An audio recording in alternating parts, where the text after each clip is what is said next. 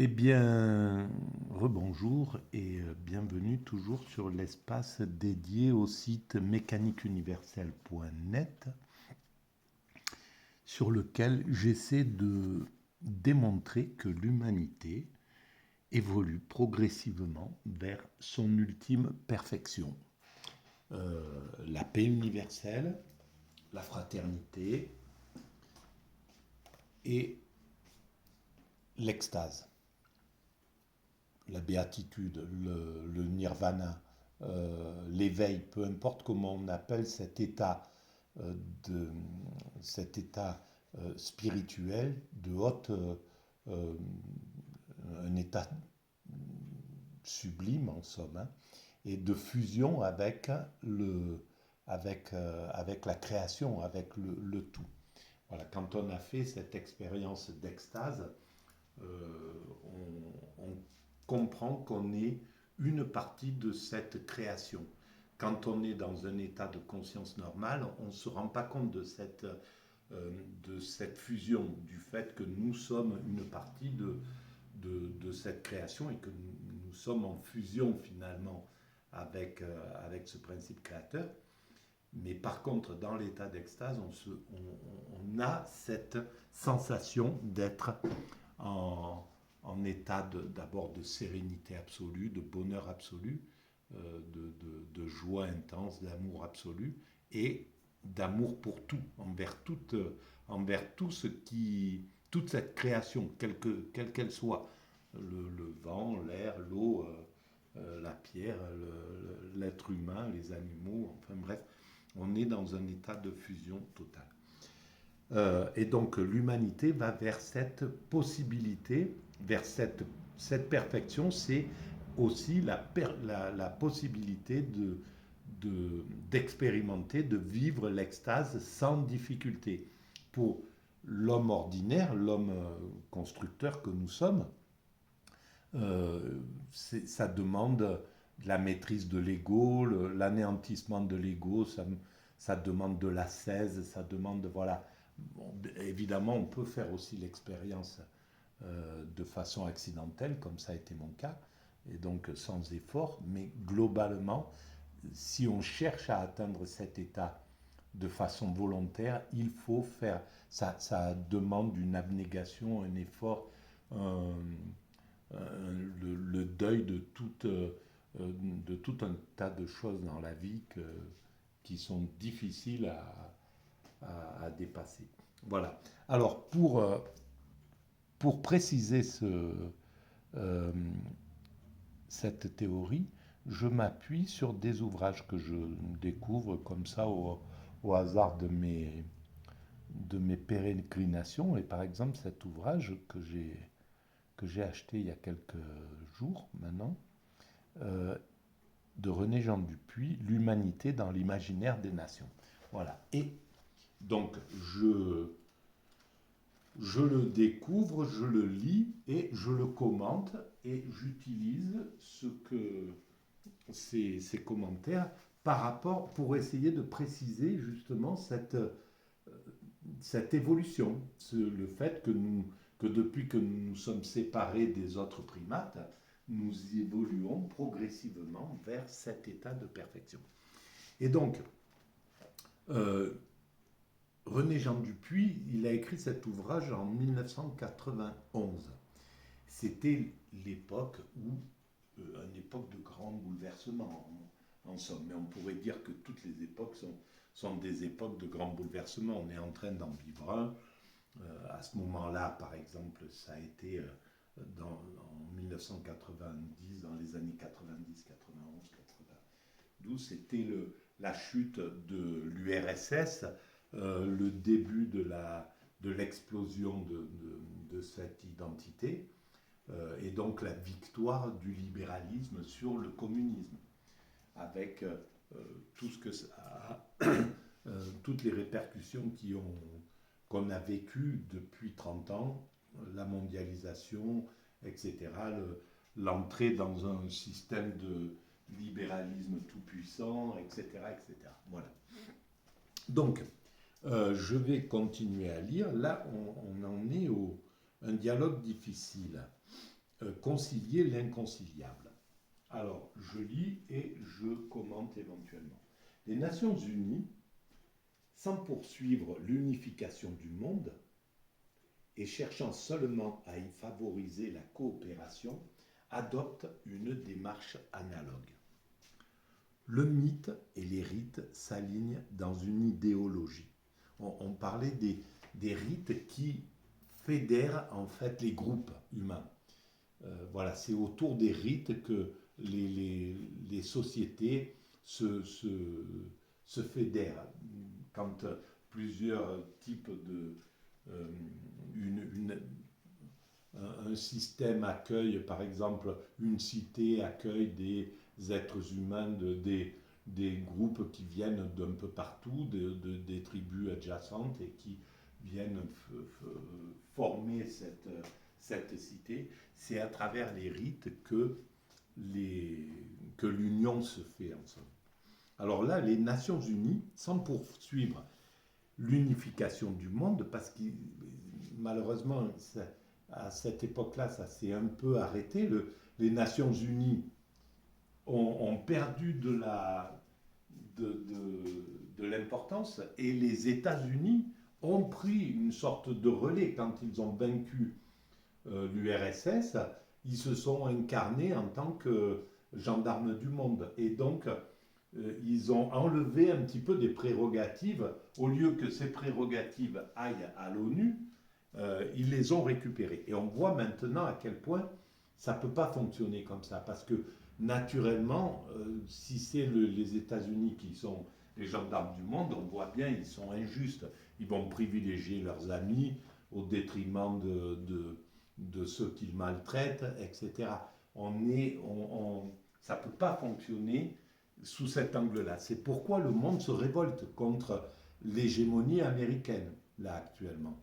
On va, et progressivement, les coups de butoir contre la toute-puissance, l'hégémonie américaine, elle, elle va faire effet. Pour l'instant, là, on voit qu'il est harcelé, les États-Unis sont harcelés, l'ensemble du monde est en train de lui dire de travailler au fait qu'il soit obligé de céder, d'évoluer vers quelque chose de plus universel.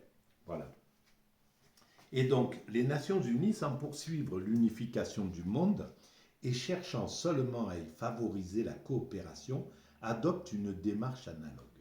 Le mythe et les rites s'alignent dans une idéologie, celle de la conciliation de l'inconciliable. Le thème englobant d'une communauté internationale se conjugue avec celui du maintien des différences socio-culturelles dans des rites qui attendent leur portée unifiante de leur répétition. Le vote, renouvelé à chacune des sessions, a une vaste majorité de résolutions qui, en des termes identiques, réaffirment avec constance le mythe des Nations Unies dans leur mutuelle divergence. Voilà, les votes aux Nations Unies, c'est un rituel. Ce rituel, c'est lui qui est fédérateur. Les votes, bon, voilà, dans notre nation, en France, le fait de voter, c'est un rituel, etc. Et c'est quelque chose qui fusionne. Et là, les votes aux Nations Unies fusionnent les esprits de tous les pays qui sont de tous les représentants des pays. Tous les représentants des pays sont là et ils doivent voter. Et donc, finalement, c'est une façon d'unifier l'humanité qui se travaille là.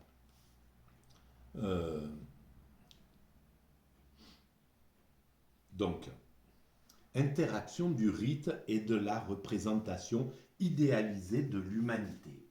Voilà, en fait, c'est un rituel qui symbolise l'unité de l'humanité. Voilà. Ainsi, le mythe morcelant de la différence est-il récupéré dans celui d'une unité qui préserve les singularités.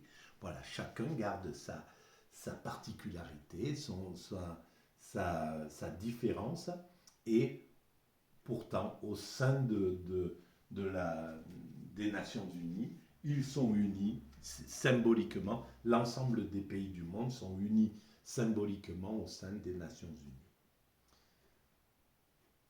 Illustrant la célèbre résolution 2625 du 24 octobre 1970 relative aux principes du droit international touchant les relations amicales et la coopération entre les États conformément à la Charte des Nations Unies, rappelant, lit-on dans le préambule, que les peuples des nations sont déterminés à pratiquer la tolérance et à vivre en paix l'un avec l'autre dans un esprit de bon voisinage. Voilà. Alors ça, c'est la phrase qui correspond à cette résolution. Et évidemment, elle est idéaliste, elle est magnifique dans son fondement en réalité. Et c'est bien vers cela, vers quoi l'humanité dans son ensemble évolue. C'est là où on devrait apprendre toutes ces grandes chartes. L'école devrait enseigner, les enfants du monde entier devraient être conscients, on devrait enseigner ces grandes résolutions qui sont, même si elles sont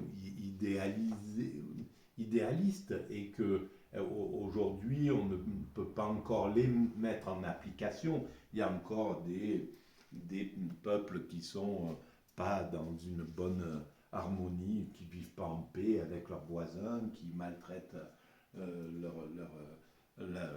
pays à côté, le peuple à côté, etc. Donc on est encore sous ce truc-là, mais l'ensemble des enfants de l'humanité, et ça viendra, c'est clair que dans un avenir pas si lointain que ça, à mon sens, ça fera partie de l'éducation de la population mondiale. Voilà. Puisque c'est destiné à être notre futur. Significative est la référence au peuple des Nations Unies, alors que celles-ci sont composées d'États et ne constituent pas une institution fédérale assurant dans ses organes une représentation populaire. Et pourtant, c'est bien les peuples, c'est là où c'est intéressant, plutôt que ça soit les nations, parce que les peuples, il y a des peuples sans nation qui font partie de l'humanité, voilà, et qui pour l'instant n'ont pas de nation, qui ont la vocation d'avoir un jour ou l'autre une nation, ou d'être inclus dans une nation. Donc, les Nations Unies, c'est pour l'ensemble des êtres humains. Peu importe qu'ils aient une nation ou pas. Chaque groupe humain est un des enfants des Nations Unies, du père symbolique qui est que sont les Nations Unies. Et donc les Guaranis au Brésil, voilà, peu importe, même s'ils ne sont pas, ils font partie de l'humanité, et c'est ce vers quoi nous allons. Le préambule de la charte, qui commence par la formule « Nous, peuple des Nations Unies, résolus à écarter le fléau de la guerre ». Voilà, c'est encore une fois, nous, peuple des États-Unis, des Nations Unies, je veux dire, nous, peuple des Nations Unies, donc chaque représentant de tous les peuples aux Nations Unies, dans ce rituel, donc, doivent penser, symbolise le fait que résolu à écarter le fléau de la guerre. Et c'est pas quelque chose qui est en l'air, c'est pas des paroles en l'air, c'est bien que le monde veut s'épargner cette chose-là.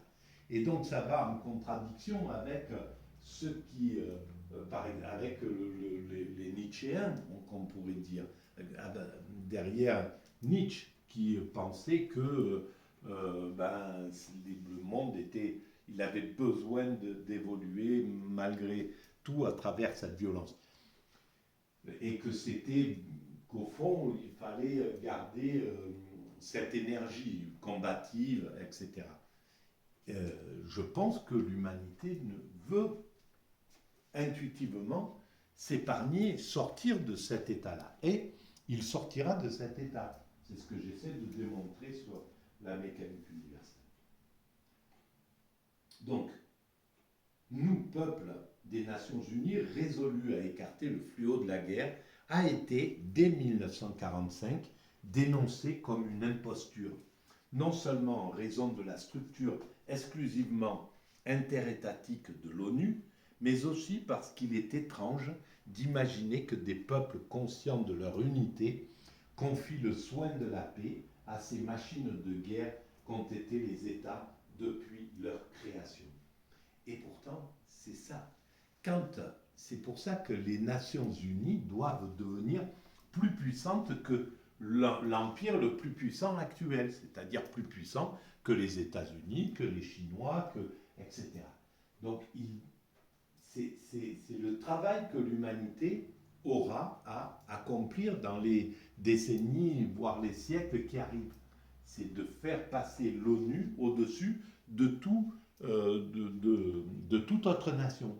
Que chaque nation soit obligée d'obéir et puisse craindre cette identité universelle qui rassemble l'ensemble de la planète et qui empêcherait tout peuple, toute nation, tout pays de maltraiter son voisin.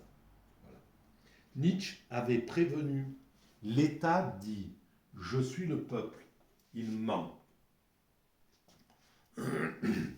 Cet équivoque aux Nations Unies soutient le mythe d'une société postulée qui aurait son peuple lui-même naturellement porté à la paix en dépit de son hétérogénéité. C'est marrant parce qu'on dirait qu'il n'y croit pas lui non plus.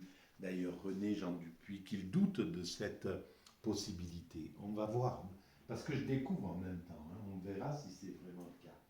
L'inquiétude née du spectacle des divisions et de la violence pousse au sermon harmoniste qui conduit à la célébration d'un rite unanimitaire. Chaque année, pour le Day, le 10 décembre, il fait se succéder, selon une liturgie invariable, des discours dans lesquels semble se dissoudre la conflictualité du monde. L'office solennel reprend à l'occasion de certains sujets comme l'environnement ou le désarmement. Donc, il y a dans l'humanité, il y a ces deux forces qui travaillent.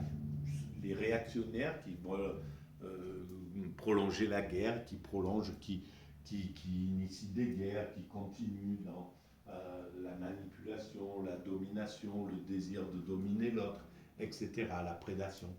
Et puis, une branche progressiste, idéaliste, qui travaille à améliorer de décennie en décennie l'humanité, à la rendre toujours, à l'entraîner progressivement vers la paix. La famille humaine, concept culturel dont la Déclaration universelle des droits de l'homme magnifie en 1948 la dignité, tout ça, ça mérite d'être vraiment lu, etc., prend face au danger nucléaire un tour biologique et devient l'espèce humaine. Ah, la famille humaine devient l'espèce humaine. Quand nous sommes en danger, l'espèce humaine est en danger et menacée de mort.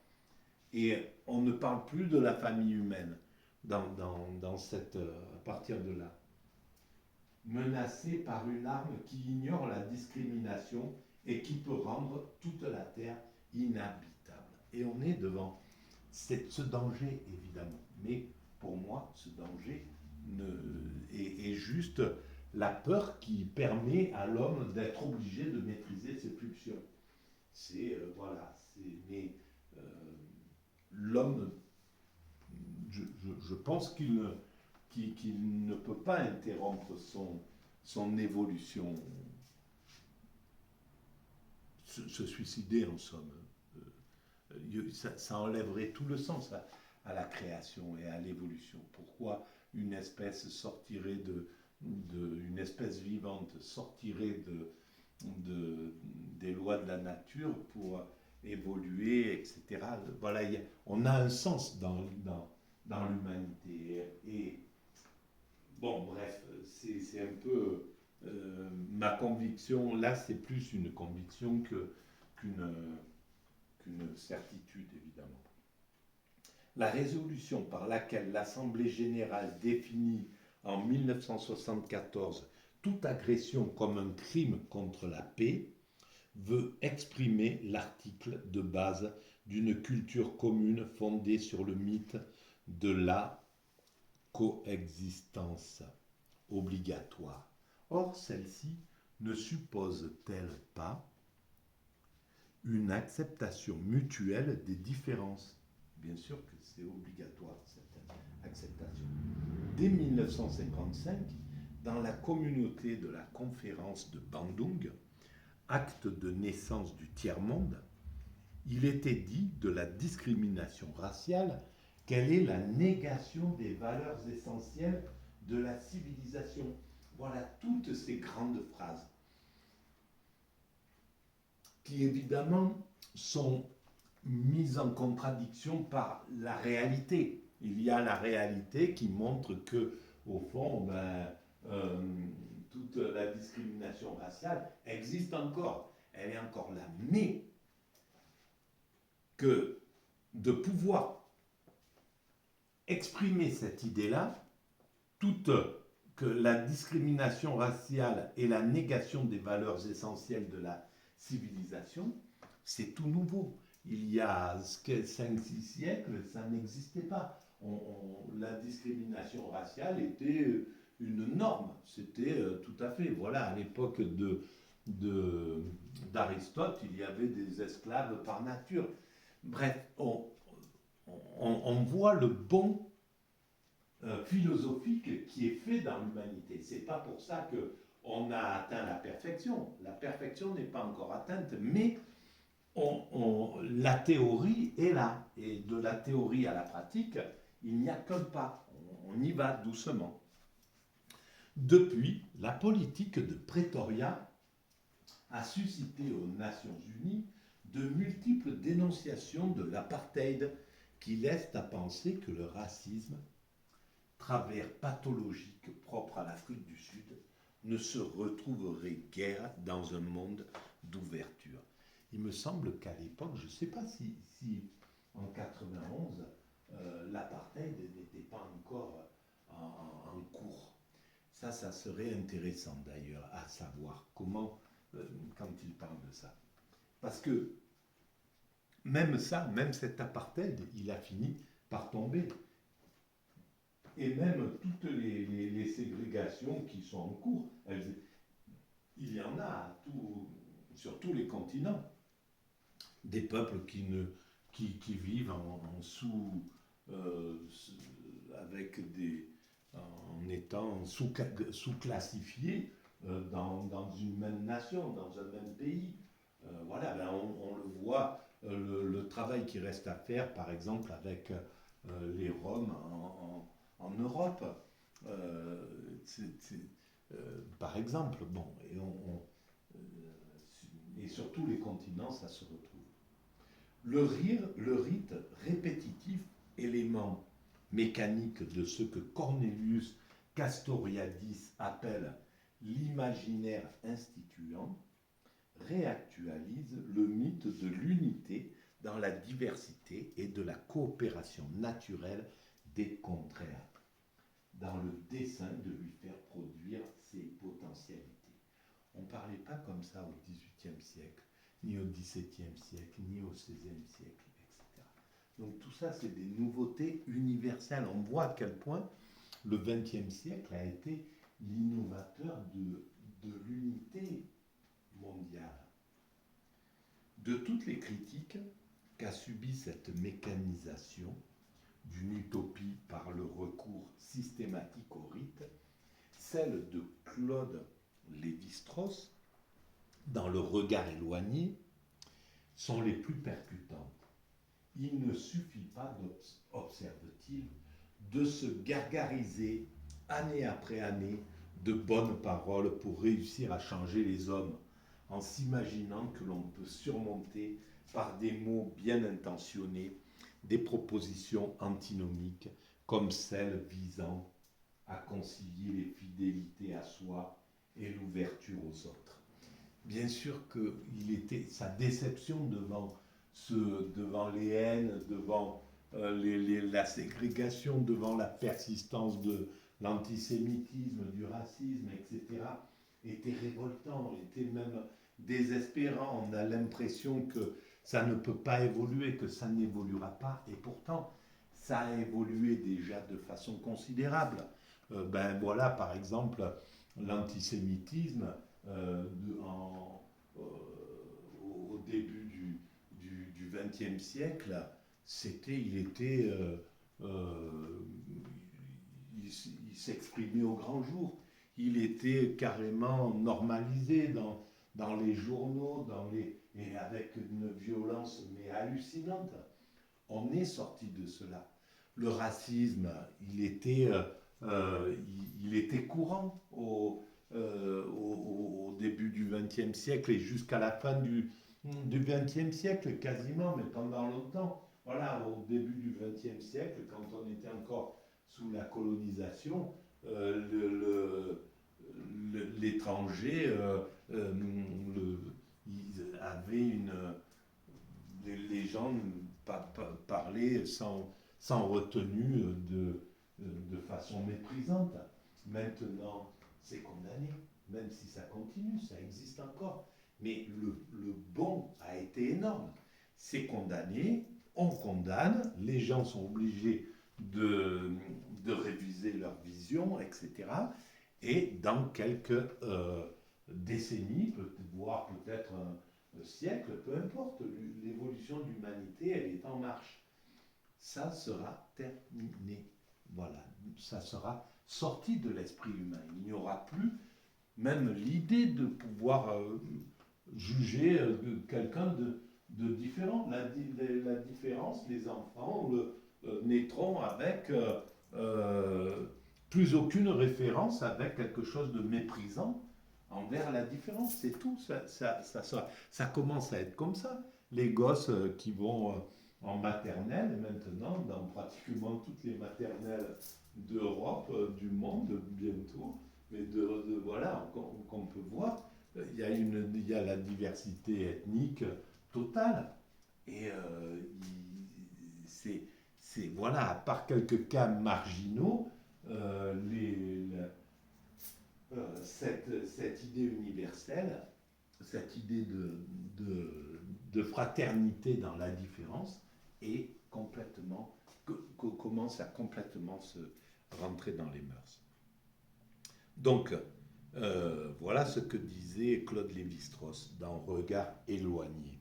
C'est un fait, la vie procède d'une affirmation de soi. Oui, mais elle peut tout à fait convenir avec le respect absolu d'autrui. Affirmation de soi dans le respect absolu d'autrui. C'est tout à fait possible. Toute création véritable implique une certaine surdité, écrit-il, à l'appel d'autres valeurs pouvant aller jusqu'à leur refus, sinon même à leur négation. Car on ne peut à la fois se fondre dans la jouissance de l'autre, s'identifier à lui et se maintenir différent. Voilà, et cette différence, elle va se raboter progressivement. Cette différence, elle est structurelle, elle est juste pour nous permettre de construire l'humanité. Elle n'a pas d'assise réelle. C'est pas parce que voilà que quelqu'un qui est plus riche que l'autre, qui a une plus grosse voiture, un plus gros appartement. Alors oui, c'est marqué aujourd'hui parce que nous avons ces ces différences qui sont marquées, qui sont entretenues encore. Mais ça peut très bien disparaître, quoi. Ça, c'est voué à disparaître. Ça, c'est juste pour aiguiser notre esprit de compétition, pour travailler plus vite à la création de cette humanité, de cette perfection. Ça nous permet de travailler, de mettre de plus en plus d'énergie à la création de, de l'humanité. Donc je continue. Faut-il conclure qu'être soi, c'est être seul? Tentation du rêve d'indépendance, mais refus artificiel de la sociabilité. On n'est soi en plénitude que par la relation. Cette vérité des rapports interindividuels est plus malaisée à vivre entre groupes et tout spécialement entre sociocultures, mais peut servir une certaine diversité entre des sociétés dont l'ensemble se trouve à bonne distance de l'uniformité comme du fractionnement absolu. Claude Lévi-Strauss en convient. Les grandes époques créatrices furent celles où la communication était devenue suffisante pour que des partenaires éloignés se stimulent sans être cependant assez fréquentes et rapides pour que les obstacles entre groupes s'amenuisent au point que des échanges trop faciles égalisent et confondent leur diversité. Alors évidemment, la paix universelle et donc la fin de ces ségrégations, tout cela sera accompagné du fait qu'on n'a plus besoin de différence. La différence, elle est marquée pour construire, mais si et c'est ma conviction, l'humanité parviendra à faire que tout sera gratuit, par exemple. L'humanité sera construite partout sur cette planète. Les transports on pourra circuler sur cette planète totalement librement. L'homme ne sera plus un loup pour l'homme. Donc il n'y aura plus aucun danger à craindre d'autrui, des autres hommes, tout simplement parce qu'il n'y aura pas besoin, il n'y aura rien à accumuler. On sera sorti de du fait de cultiver la différence. C'est-à-dire, moi, je possède tout ça, je vais prendre encore plus, etc. Je vais thésauriser les privilèges. Toutes ces choses-là auront été dépassées. Alors évidemment, il faut encore quelques siècles d'évolution. On le voit bien, c'est pas, ça va demander à une dépression mentale, en fait, une dépression de l'ego. L'ego doit partir en dépression progressivement jusqu'à atteindre une humilité suffisante, etc. Mais ça veut dire que le monde doit avoir été fini de construire techniquement et il n'y a plus qu'à vivre dans ce monde, à jubiler, à contempler, à se rencontrer, à être des sortes de nomades qui se promènent sur cette planète, voilà, qui s'entraident, voilà, juste. Et donc, plus de possession et plus de. En fait, ça a été rêvé par un grand nombre d'utopistes. Le fait d'arriver à ce moment où il n'y a plus, où tout est en commun et où ça élimine du coup toute la jalousie, les envies, la violence, l'agressivité, le vol, la prédation, tout ça. Eh bien, l'humanité, selon moi, y va tranquillement. Et d'ailleurs, il faudra que je le précise, parce que ça, c'est vraiment à l'intérieur de moi, dans ma conviction, j'en suis sûr, par rapport au chemin d'évolution. Mais ça mérite de bien démontrer comment, pourquoi on y va, par quelles étapes on va passer pour atteindre cet état euh, de, d'altruisme absolu, en fait. Et cet altruisme, nous sommes altruistes sans le savoir. Voilà. En croyant qu'on travaille pour notre égoïsme, pour notre petit clan, notre village, notre patrie, etc. On construit l'humanité grâce à ça. Et en fait, mais au final, tout ce qu'on fait, ça revient à l'humanité. Donc, l'humanité prendra conscience qu'elle est altruiste de façon euh, technique.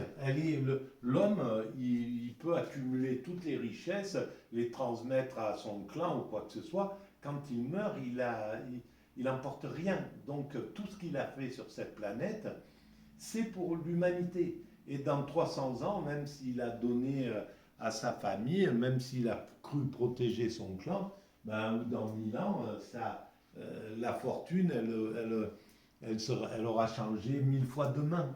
Voilà. Et ceux qui ont travaillé pour leur clan il y a 15 000 ans, par exemple, ben aujourd'hui, ça a été dilué, donc ça ne tient pas en réalité. Voilà, c'est pas quelque chose qui est pérenne, qui peut être utilisé, qui peut être consacré comme la valeur suprême. Donc, en fait, ce qu'ils ont fait il y a 15 000 ans pour leur clan, ben, c'est pour l'humanité. Voilà. Ceux qui ont peint Lascaux, ils l'ont peint peut-être pour juste leur clan, leur petit groupe de vie, et en croyant que c'était vraiment pour eux et que ça marquait toute la différence. Et c'est l'humanité qui le récupère. Ceux qui ont planté des graines, etc., qui avaient un espace bien limité, avec des frontières il y a 15 000 ans, ça a été. Voilà, c'était pas la finalité des choses. C'est revenu à l'humanité, pas la Voilà.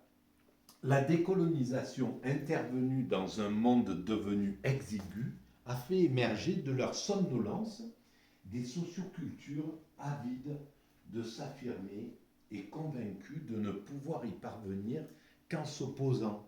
Dès lors qu'il n'y a plus entre elles de regard éloigné, on peut redouter des tensions telles que les haines raciales offrent une bien faible image du régime d'intolérance exacerbée qui risque de s'instaurer demain sans même que les différences ethniques doivent leur servir de prétexte. Faut-il désespérer de trouver une règle acceptable de coexistence? Point d'interrogation, écrit René Jean Dupuis. Eh bien, c'est ce que nous verrons au prochain chapitre. Mais à mon avis, non. On ne peut pas désespérer de trouver une règle acceptable de coexistence. Elle se construit sans que l'on ne s'en rende compte. C'est quelque chose qui est d'une telle évidence à l'intérieur de moi que nous construisons ce monde et que ce monde, les hommes, ils pourront résister, même s'ils résistent parce qu'ils veulent continuer à appartenir des choses, etc. Ils devront, ça sera transcendé. Voilà. Et c'est tout le temps comme ça. Le monde, voilà, on ne voulait pas lâcher les colonies, la colonisation. Il a fallu lâcher la colonisation. Et après, derrière, tomber, faire sa dépression de toute puissance et commencer à admettre. Et puis, ça y est, c'est réglé. Au bout de 3-4 générations, c'est passé. Donc, toutes les résistances à justement cette universalisation, à la paix universelle, à tout un tas de choses, il y a des résistances, il y aura des résistances, mais elles seront dépassées, comme tout a été dépassé, c'est tout simple. Il y avait des réticences pour passer du fief en l'an 500 ou 600, 700 en Gaule, je ne sais pas, à l'époque où c'était sur ce territoire, c'était des petits fiefs, ou en l'an 1000 peut-être c'était encore des petits fiefs, et il n'y avait pas encore un roi qui unifiait la France. Et ils voulaient chacun préserver leur truc. Moi, je ne veux pas faire allégeance à un roi au roi de France. Bon, voilà. Et ça a fait des, des, des, des choses terribles, des violences. Et ils ont fini par admettre et donc à passer à ce niveau-là. Voilà. Et ça, c'est constant. On est obligé de passer tout le temps dans cette évolution, elle est irrémédiable. Donc, la paix universelle, il y aura des gens qui vont résister à ça. Ça sera pas, il passera par-dessus. Le système passera par-dessus. Le grand fleuve de l'évolution humaine passera par-dessus et transcendera ça. Le fait de tout mettre en commun et qu'il n'y ait plus de possession, l'humanité y parviendra. Il y aura des gens qui diront non mais je ne veux pas lâcher prise, je ne veux pas donner mes affaires, je ne veux pas, etc. etc. Ils vont résister comme bien des choses.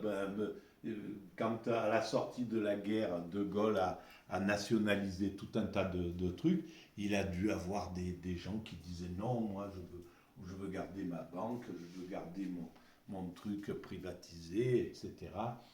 Eh ben non, voilà, il y a un moment, ça change, ça passe, voilà. Et là, ceux qui ont thésaurisé les privilèges, qui ont racheté qui ont racheté les télécoms, qui ont racheté la poste, qui ont racheté, je sais pas moi, voilà le téléphone, qui ont morcelé, qui ont découpé les choses, qui ont privatisé et qui font des fortunes avec ça, eh ben, il y a un moment où tout ça leur sera enlevé, tout simplement. Mais ils devront le rendre à l'humanité, par exemple. Eh ben, il y aura des réticences, mais ça passera par-dessus, ces réticences-là. Mais là, je parle d'un temps que les moins de 400 ans, peut-être, ou 300 ans, ne peuvent pas connaître. C'est quelque chose qui concerne vraiment l'humanité future. Il faudra encore passer par un paquet de renonciations. L'humanité va devoir avaler le nœud de l'évolution pendant quelque temps. Voilà ce qu'on pourrait dire là-dessus.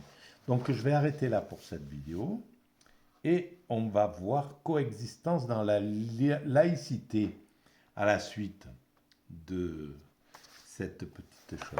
Je vous remercie de votre écoute. Si vous aimez ces vidéos, n'hésitez pas à mettre un avis et à vous abonner à la chaîne et à en parler autour de vous. Voilà, avec un mégaphone. À bientôt. Merci.